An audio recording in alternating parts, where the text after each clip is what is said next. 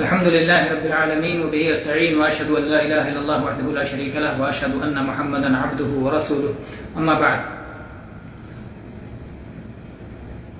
اسماء و صفات میں شرک کی ایک صورت یہ ہے کہ اللہ کی صفت علم غیب کسی اور میں تسلیم کی جائے. اس کی کچھ صورتوں کا بیان گزشتہ دروس میں ہو چکا ہے. آج ہم یہ بتائیں گے کہ کچھ مسلمان عوام یہ عقیدہ رکھتے ہیں کہ جادوگروں کو غیب کا علم ہوتا ہے یا کاہنوں کو غیب کا علم ہوتا ہے، اور مستقبل کے سلسلے میں جو کچھ وہ خبریں بتاتے ہیں، جو کچھ وہ مستقبل کے بارے میں دعویٰ کرتے ہیں، عوام اس کی تصدیق کر دیتی ہے. اگر کوئی شخص ایسا عقیدہ رکھتا ہے یا تصدیق کے اس عمل کا ارتکاب کرتا ہے تو وہ شرک اور کفر میں واقع ہو جاتا ہے، جس سے توبہ کرنا اس کے لیے ضروری ہے. ایسا کفر و شرک جو کفر اکبر اور شرک اکبر میں آتا ہے، جس کی وجہ سے آدمی دائرہ اسلام سے خارج ہو جاتا ہے، تو اس لیے اس سے توبہ کرنا ضروری ہے.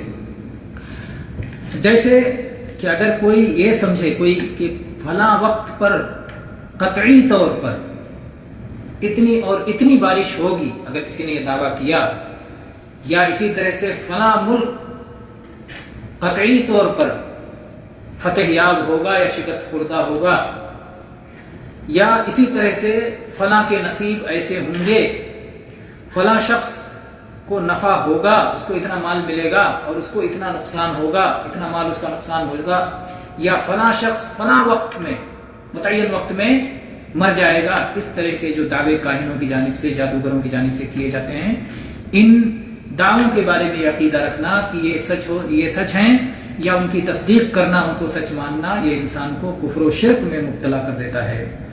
اور جنات جو خبریں جو پرانی باتیں بتاتے ہیں، کاہن یا جادوگر جو ماضی کی باتیں، یہ تو مستقبل کے تعلق سے غیب کا دعویٰ ہوا کہ مستقبل میں ایسا ہوگا ایسا ہوگا، یہ تو وہ قطعی طور پر اس معاملے میں جھوٹے ہوتے ہیں، کسی کو مستقبل کا علم نہیں ہے. لیکن کبھی کبھی جادوگر اور کاہن گزشتہ زمانے کی باتوں کو، پچھلے زمانے کی باتوں کو بتا دیتے ہیں جنات کی مدد سے، کیونکہ ہمارے ساتھ میں جو ہمارا جنات ساتھی ہوتا ہے وہ ہمارے بہت سارے اعمال کی خبر رکھتا ہے اور اسے یاد رکھتا ہے، وہ اسے دیکھے ہوئے ہوتا ہے تو اسے دوسروں کو بتا سکتا ہے. جو لوگ بھی ہمارے اعمال کو اور ہمارے ساتھ گزرے واقعات کو دیکھے ہوئے ہوتے ہیں وہ دوسروں کو بتا دیتے ہیں، اس سے پتہ چل سکتا ہے. تو اسی بنیاد پر لوگوں کو فریب ہو جاتا ہے، دھوکہ ہو جاتا ہے کہ یہ آدمی ہماری وہ بات جو صرف مجھے معلوم ہے اس کو کیسے معلوم ہو گیا.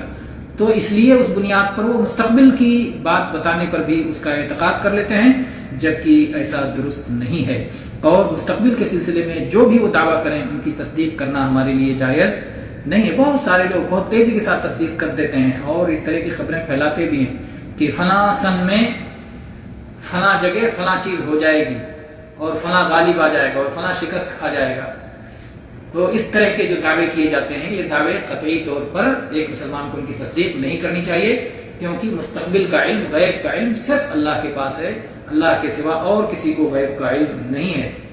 اور اگر کوئی اس کا سہارا لے کہ آسمان کی خبریں جنات سن لیتے ہیں، جو فرشتے آپس میں باتیں کرتے ہیں اور پھر وہ آ کے بتاتے ہیں، تو اس بنیاد پر بھی کسی خبر کی تصدیق کرنا جائز نہیں ہے، کیونکہ نبی صلی اللہ علیہ وسلم نے اسی حدیث میں یہ بھی بتایا ہے کہ آسمان کی سنی ہوئی خبروں میں شیطان اپنی طرف سے سینکڑوں جھوٹ ملا کے کہتا ہے.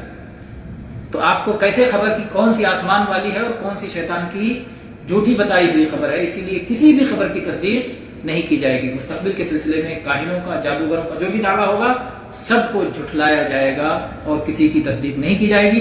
نبی کریم صلی اللہ علیہ وسلم کی حدیث بالکل ثابت ہے، جس میں کسی قسم کا شک و شبہ نہیں ہے. آپ نے فرمایا من اتی کاہنا او عرافا فصدقہ بما یقول فقد کفر بما انزل علی محمد صلی اللہ علیہ وعلی آلہ وسلم. جو کسی کاہن کے پاس گیا یا عراف کے پاس گیا اور اس کی کہی ہوئی بات کی تصدیق کی تو اس نے محمد صلی اللہ علیہ وسلم پر نازل ہونے والے دین کا انکار کر دیا، نازل ہونے والی شریعت کا انکار کر دیا. اگر کوئی شخص کاہن کے پاس جاتا ہے اور اس سے سوال کرتا ہے لیکن اس کی تصدیق نہیں کرتا تو ایسا کرنا بھی حرام ہے، ایسا کرنا بھی حرام ہے، گناہ کبیرہ ہے. کیونکہ نبی صلی اللہ علیہ وسلم کی ایک اور حدیث ہے، آپ نے فرمایا من اتی عرافا فسألہ عن شیء لم تقبل له صلاة 40 لیلہ. جو شخص کسی عراف کے پاس گیا اور اس سے کسی چیز سے متعلق پوچھا تو اس کی 40 دن کی صلاۃ قبول نہیں ہوگی.